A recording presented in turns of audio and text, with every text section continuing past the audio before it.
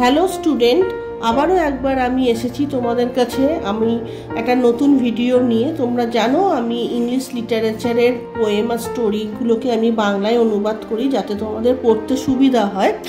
তো আজকে আমি এসেছি ক্লাস 8-এর যে ইংলিশ লিটারেচারের যে একটা পোয়েম আছে W.H.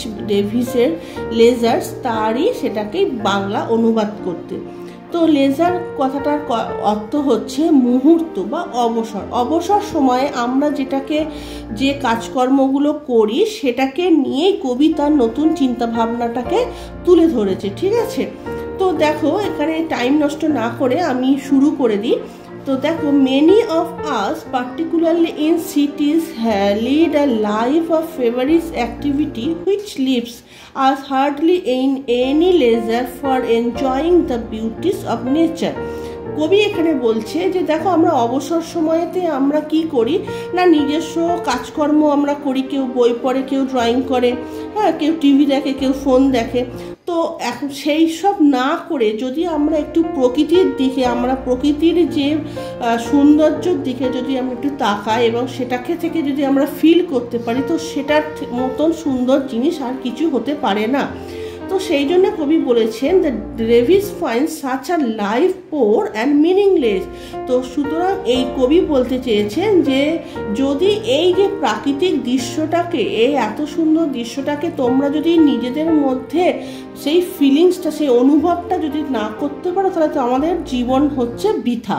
ঠিক আছে, তো দেখো এখানে যে কবিতায় কবি the poem is arranged in rhyming couplets that is pair of verse that rhyme. এটা কি, এই কবি এটা ছন্দ অনুযায়ী লিখেছে, ছন্দ মিলিয়ে মিলিয়ে দুই ছন্দেতে লিখেছেন কবিতাটা।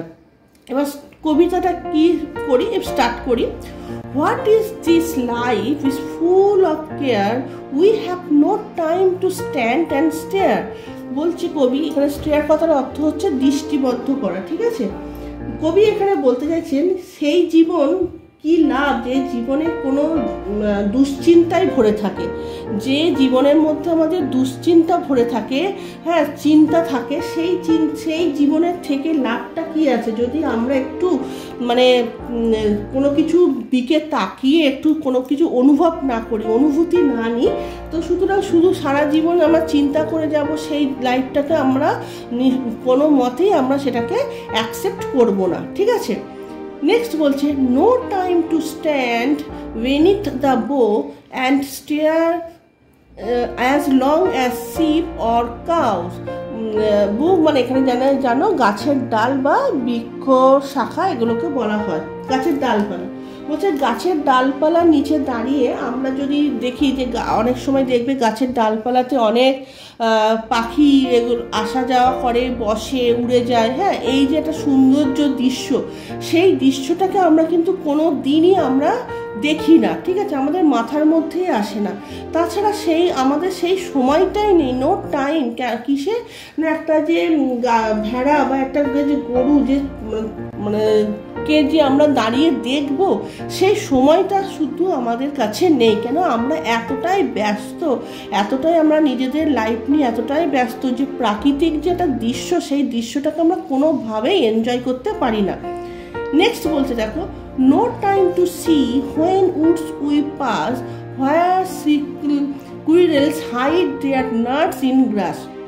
বলছে জঙ্গলের পাশে হেঁটে যাচ্ছি, ধরো এবার জঙ্গলের পাশ দিয়ে যখন আমরা কোনো ফরেস্টে কোনো বেড়াতে যাই, তখন আমরা শুধু কি দেখি, আমরা চারপাশে দৃশ্যটাকে জাস্ট দেখি, কিন্তু তার মধ্যেও কি দেখা যায় না, যে দেখা যায় এখানে যে কাঠবেড়ালি কীভাবে একটা ঘাসের মধ্যে তার নাট বাদাম বা খাবারটাকে যে খুঁজছে, যে খোঁজার যে ভঙ্গিমা, সেই ভঙ্গিটাকে আমরা কিন্তু নজরে দিই না। আমরা কি দেখি, চারপাশে কোথায় কি গাছ টাছ, এসব পাহাড়, এইগুলোকে আমরা চারদিকে দেখতে থাকি।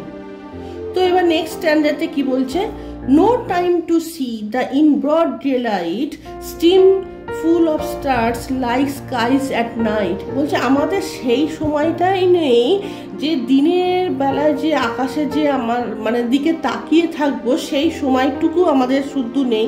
তাছাড়া আমাদের সময় নেই কিসের না, রাতের আকাশে যে তারারা যে তোমার চারদিকে যে মানে ঝর্ণার মতন যে ভরে থাকে, হ্যাঁ, তারা ভরা ঝর্ণার যে রাতের আকাশ, সেই আকাশটাতে দেখা শুদ্ধ আমাদের সময় নেই। পূর্ণিমার সময় ধরো আমরা যে পূর্ণিমা হয় যে তোমার তখন যে চাঁদটাকে যে দেখা যায় পুরো একদম থালার মতো, সেই চাঁদটা যে আমরা একটুখানি দেখবো সেইটুকুনি দেখার মতন সময় আমাদের কাছে নেই। তারপরে স্ট্যান্ডার্ড বলছে no time to turn at beauty's glance and watch her feet how they can dance. Glance মানে হচ্ছে নজর দেওয়া বা নজরে আসা, মানে সেই অপেক্ষা করার সময় নেই। সৌন্দর্যের এক ঝলক দেখারও আমাদের কি হয় না, সময় নেই। তার পায়ের যে নৃত্য দেখার, এখানে বলছে যে চারপাশের যে সৌন্দর্য যে চারদিকে যে ছড়িয়ে ছিটিয়ে আছে সেইটা দেখার আমাদের কিন্তু সময় নেই। নেক্সট বলছে no time to wait till her mouth can enrich that smile her eyes began. Enrich মানে হচ্ছে উন্নত করা বা বৃদ্ধি করা, ঠিক আছে। বলছে সেই মানে অপেক্ষা করা সময় নেই যতক্ষণ না তার ঠোঁট বা চোখে মুখে একটা সুন্দর যে মানে দৃশ্য দেখে যে হাসি। এবার ধরো আমি যদি দৃশ্য দেখে যে মানে একটা অনুভব করছি, সেই আমার যে অনুভূতিটা, সেই অনুভূতিটা কিন্তু অন্য কেউ দেখতে পাচ্ছে না, বা অন্য কেউ যে দেখছে কি দেখছে না তার মধ্যে যে হাসি আসছে কি আসছে না সেইটা লক্ষ্য করা বা সেইটাকে দেখারও আমাদের সময় নেই। অ্যান্ড লাস্ট স্ট্যান্ডারে বলছে কবি A poor life this is full of care, we have no time to stand and stare.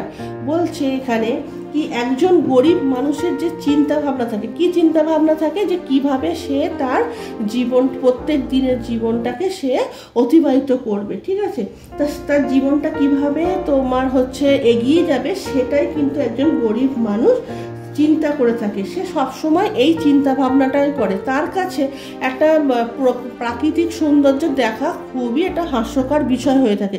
কিন্তু সেইটাই কবিতায় বলছে যে একটা গরিব মানুষের চিন্তাধারার সাথে তোমার একটা মানুষ যে মানে চারদিকে যে তাকিয়ে যে দেখবে সেই চিন্তাধারাটা কিন্তু তার মধ্যে থাকে না। কেন না, তার তো চিন্তা করছে কিভাবে সে তার পেট চালাবে বলে, ঠিক আছে।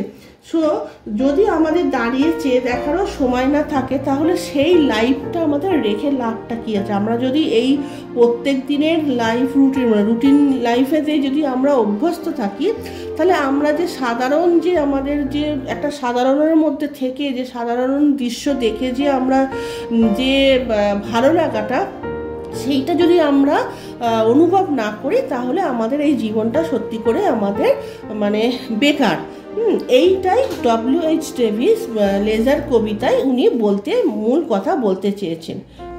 তো এই কবিতাটাতে তাহলে মূল কি বিষয়টা হলো যে আমাদের যে চারদিকে যে পরিবেশের যে প্রাকৃতিক যে সৌন্দর্য, তো আমাদের অবসর সময়ে আমরা যে যাভাবে টাইমটাকে স্পেন্ড করি সেইটাকে না করে আমরা যদি একটু প্রাকৃতিক দিক থেকে আমরা যদি দেখি তাহলে কিন্তু আমাদের লাইফ আরও সুন্দর হবে এবং আমরা আরও অনেক কিছু জানবো, দেখবো, বুঝবো এবং এনজয় করব, ঠিক আছে। তো স্টুডেন্ট আজকে এই পর্যন্ত। আমার যদি ভিডিও ভালো লাগে তোমরা লাইক সাবস্ক্রাইব করতে ভুলো না। আমি এর আগেও আরও ইংলিশ লিটারেচারের স্টোরি বা পোয়েম আমি তোমাদের কাছে পৌঁছে দেওয়ার চেষ্টা করেছি, অবশ্যই সেগুলোকে দেখো। আর যদি তোমাদের বুঝতে অসুবিধা হয় তাহলে আমাকে জানিও, আমি আবার তোমাদের কাছে নতুন ভিডিও নিয়ে বা এই কবিতাটাকে নিয়ে আবার আসবো। ওকে, থ্যাংক ইউ।